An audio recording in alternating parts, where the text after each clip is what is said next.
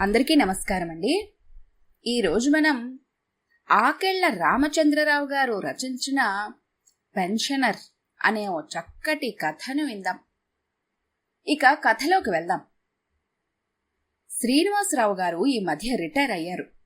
2 నెలల్లో ఆయన retirement benefits వచ్చేశాయి.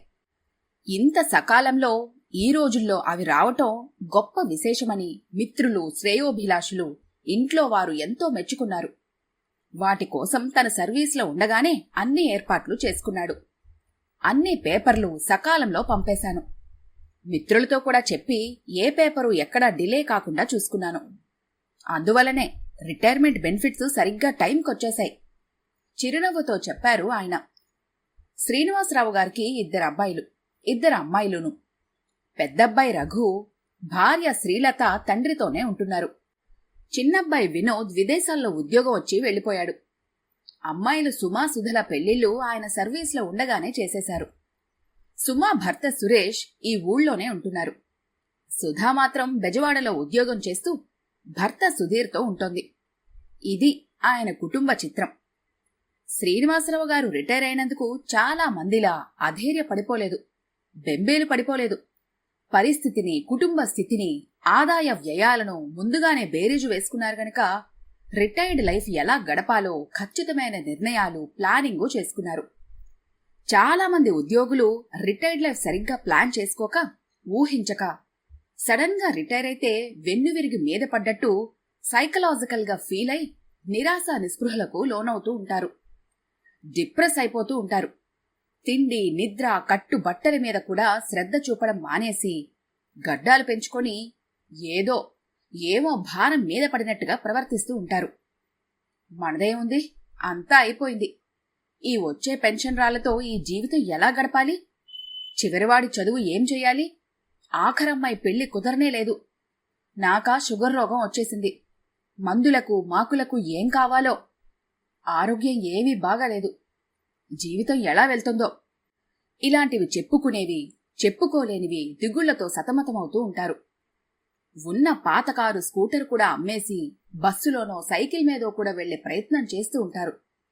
మరికొందరు కాస్త ఒంట్లో శక్తి, శౌర్యం ఉన్నవాళ్లు పార్ట్ టైం ఉద్యోగం ఎక్కడైనా దొరుకుతుందని ఆరాలు తీస్తూ ప్రయత్నాలు చేస్తూ ఉంటారు.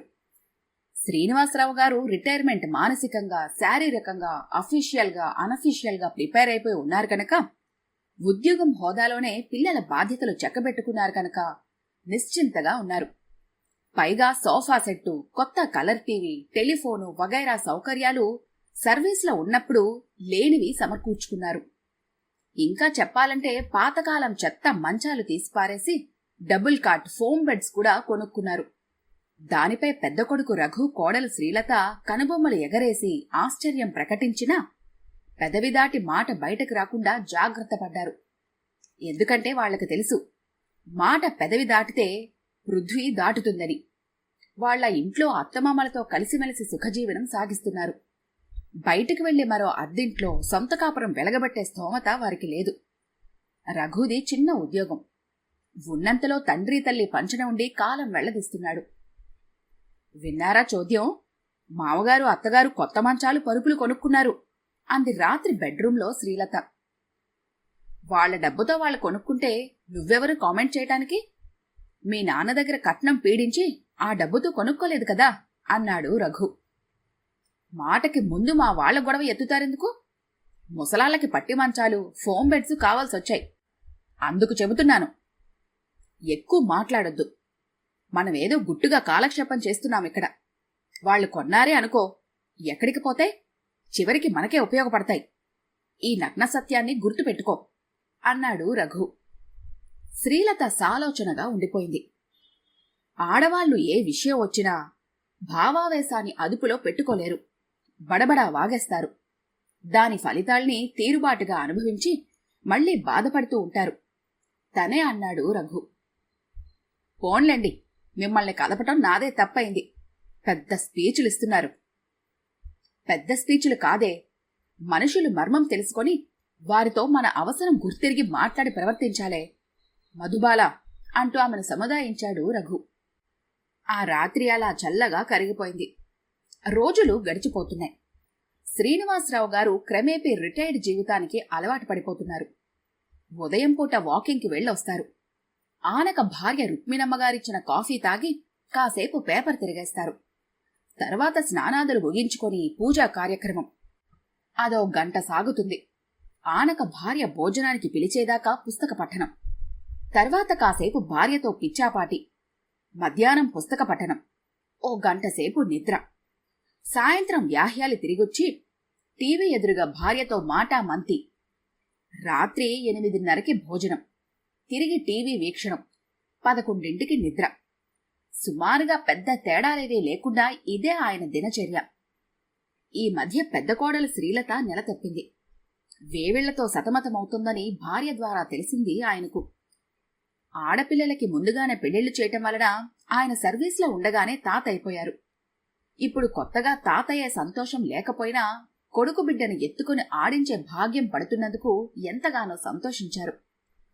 కోడలికి నెలలు నిండుతుండటం, వేవిళ్లతో నీరసించిపోవటంతో రుక్మిణమ్మగారి ఇంటి పని వంట పని తనే స్వయంగా చేసుకుంటున్నారు.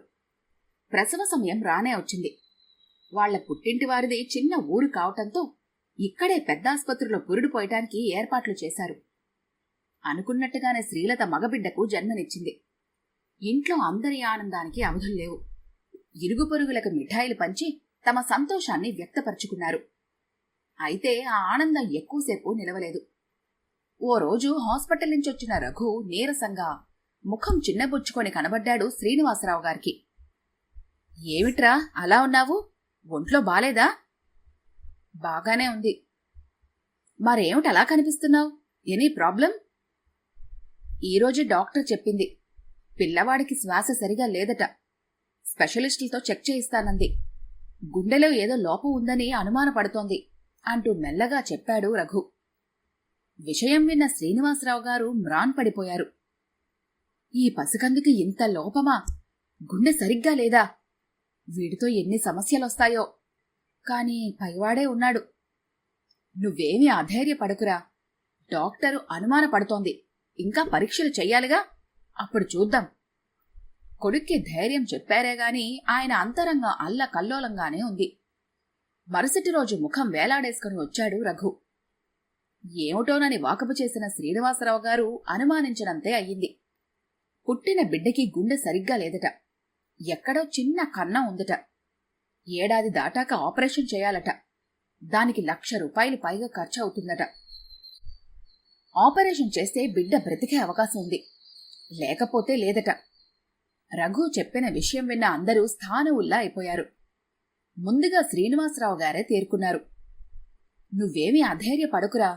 డబ్బు నేను ఖర్చు పెట్టి ఆపరేషన్ చేయిస్తాను. అంతా మంచి జరుగుతుంది. బెంగ పెట్టుకోకు అంటూ కొడుకుని ఓదార్చారు. శ్రీలత, రుక్మిణమ్మగారు అందరూ బిడ్డతో అవస్థలు పడుతూ ఎలాగో ఏడాది పెంచుకొచ్చారు. నిద్రాహారాలు మానుకొని కంటికి రెప్పలా కాపాడి సపర్యలు చేశారు. ఆపరేషన్కు రంగం సిద్ధమైంది. శ్రీనివాసరావు గారు ₹1,00,000 ఫిక్స్డ్ డిపాజిట్ క్యాన్సిల్ చేసి మనవడి ఆపరేషన్ ఖర్చులు భరించారు. అనుకున్నట్టుగానే అంతా సవ్యంగా జరిగింది. Operation success. నవ్వుతూ బిడ్డతో సహా ఇంటికొచ్చారు శ్రీలత దంపతులు. కాని ఇంకా ఎక్కువ శ్రద్ధతో పిల్లాడిని కనిపెట్టుకుండాల్సొస్తోంది శ్రీలతకి. అందరూ ఆమెకి అంతో ఇంతో సాయపడుతున్నారు. ఎంతైనా కొన్ని మన చేతుల్లో ఉండవు. ఓ రోజు నిద్రపోతున్న బిడ్డ నిద్రలోనే కన్నుమూశాడు. అందరూ గొల్లుమన్నారు. ఆ ఇంట్లో విషాద ఛాయలు అలుముకున్నాయి. బిడ్డా పోయే, సొమ్ము పోయే. తొందరపడ్డాడు శ్రీనివాసరావు. పుట్టుకతోనే అంత డిఫెక్టుతో పుట్టిన బిడ్డకి ఆపరేషన్ ఎందుకు? ₹1,00,000 ఖర్చు పెట్టి మరీను. పోనీ వయసులో ఉన్నవాళ్ళకి మరో బిడ్డ పుట్టదా ఏమిటి అంటూ బంధువులు, స్నేహితులు చాటుమాటున అనుకున్నారు. 2-3 నెలలు గడిచాయి. శ్రీలత, రఘు కూడా తల్లిదండ్రులతో ముభావంగా ఉండటం మొదలుపెట్టారు.